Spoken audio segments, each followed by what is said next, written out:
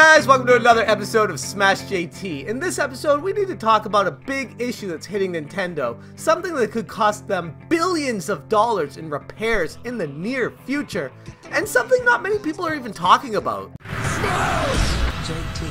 Initially, people have been trying to find reasons for why Nintendo stock has been plummeting over the past month, and one thing I've learned as an investor in video games is investors always seem to have the heads up of an issue seemingly weeks if not months ahead of time before it actually hits publications. I don't know how they do that, it's probably the Illuminati, but they know what's going on before we do, no matter how much research we do on it. And that seems to hold true with this issue. I thought at first investors were leaving Nintendo stock because the online internet infrastructure didn't have enough money put into it, and there were claims saying that Nintendo isn't ready for the launch in 2018 when comparing it to the PlayStation Network and Xbox Live. But since that's kind of dissipated a little bit, people then moved on to Nintendo doesn't have any games coming out in 2018, 2019. Their E3 was atrocious, and they didn't show us anything to get excited about. I'm paraphrasing from what people were saying about why investors were leaving Nintendo.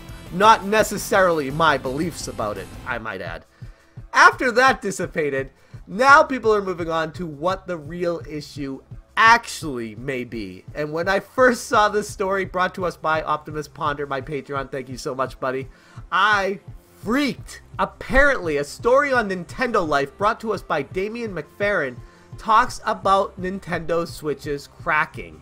And this is gigantic news and is a huge problem for Nintendo. Now, first off, people were originally, back when the Switch first launched over a year ago, they were saying it was, oh, it's warping due to heat problems, and that's an issue. And I personally never experienced that, but for those who did, yeah, that really sucked. That's an issue. Then we moved on to screen scratches. From just placing it into the actual dock, the way you're supposed to be playing something, and the screen was getting scratched. And I thought, there's no way that's gonna happen. I take good care of my Nintendo Switch. There's no way it's gonna scratch up. And then I looked at my Nintendo Switch screen and I'm like, yeah, that's all scratched up. I need to go get a glass case to cover that up. I also have a second Switch, put a glass case on that right away so it didn't happen on the next one. But don't you think that's a problem with the manufacturing defects if you're using an item the proper way and it's still breaking? But that's not even the biggest problem here. These manufacturing defects and issues are a drop in the ocean compared to the bomb that Nintendo Life just dropped on us. Switch consoles are cracking, and they're cracking due to the excessive heat and constant cooling and just basically playing the game in the dock, having it get super hot, stop playing, getting cool, all the plastic contracting, and then playing it again, firing it up, literally it seems, getting so hot that the system starts to crack at the seams. And these images sent into Nintendo Life prove the point that Damian McFerrin was making. There is a gigantic issue with Nintendo Switches, and if these are still under warranty, Nintendo will replace them for you, but if they're not, your SOL at this moment, I don't know if that's going to change if this issue grows into being a much bigger PR nightmare for Nintendo, but at this time, if people are going to be constantly sending in their Nintendo Switches due to hairline fractures or minor cracks, which I strongly recommend you do if it's still within the warranty period, because it's only going to get worse, that's going to end up costing Nintendo a hell of a lot of money.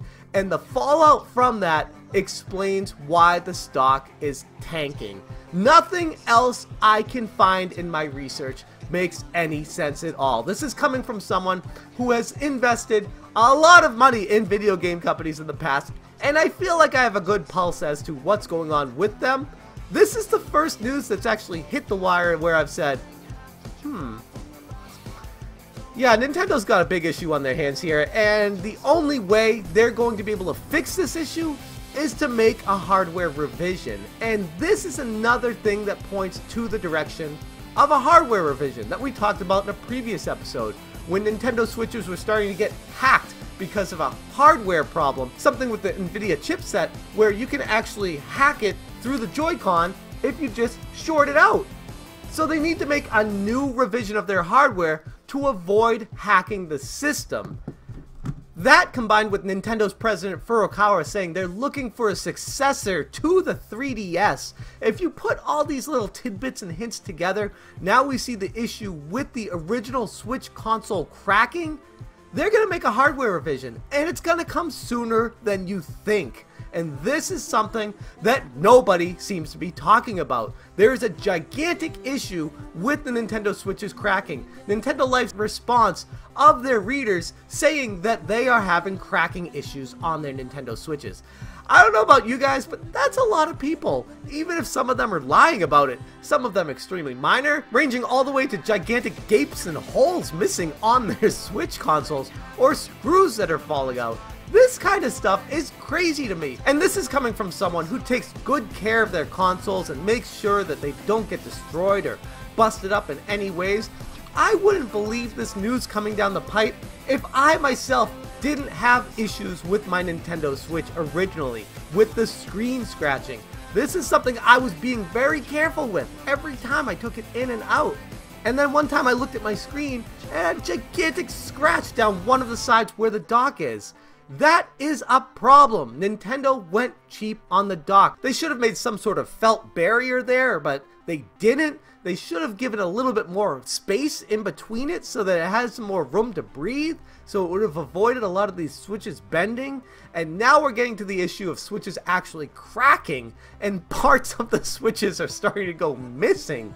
This is unheard of. Nothing ever happened with the Nintendo 3DS or previous consoles with Nintendo. This is the first time I could ever remember an actual video game console from a major company basically falling apart in our hands not too far after release. We're talking just over a year now. What's that mean for 4 years down the line, 5 years down the line, 10 years down the line? What's the longevity of these original Switch consoles? That is a gigantic concern. That is a reason why a lot of shareholders are scared right now. I firmly believe that's the reason why the stock is continuing to drop, and it might even drop further if this news starts to expand even further and starts getting national headlines from the big news companies like CBS and NBC. Remember what happened with the iPhones and Bendgate and how Apple started replacing some of the phones that were bending, and the stock tanked for like a week. It went really low, and yes, it's since recovered, and I firmly believe Nintendo stock will recover once this situation moves on from the problem, but that's not going to be until they make a hardware revision if this issue is as widespread as Nintendo Life is saying. But I'd love to hear your thoughts on this. First off, before you comment, if you own a Nintendo Switch, I want you to take a good look all around, all sides of it, like the pictures I've been showing you in this video, and let me know if you have any cracks, any hairline fractures, any missing screws, any problems with your Nintendo Switch. One of the problems I have with mine is the Joy-Con just pops off. You don't even have to press the button on back, it just pops off. This is from normal usage, someone who doesn't destroy their consoles and doesn't treat them like garbage.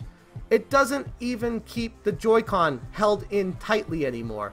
That's a concern that I have from mine personally. Let me know if you've had any issues whatsoever with your Nintendo Switches. I'd be very interested to hear. That's all I got for you guys today. Thank you so much for watching and have a good one. As always, the Smash JT channel is brought to us by you generous Patreons out there. If you're interested in joining them, hit the Patreon link below. You can donate as little as $1 a month.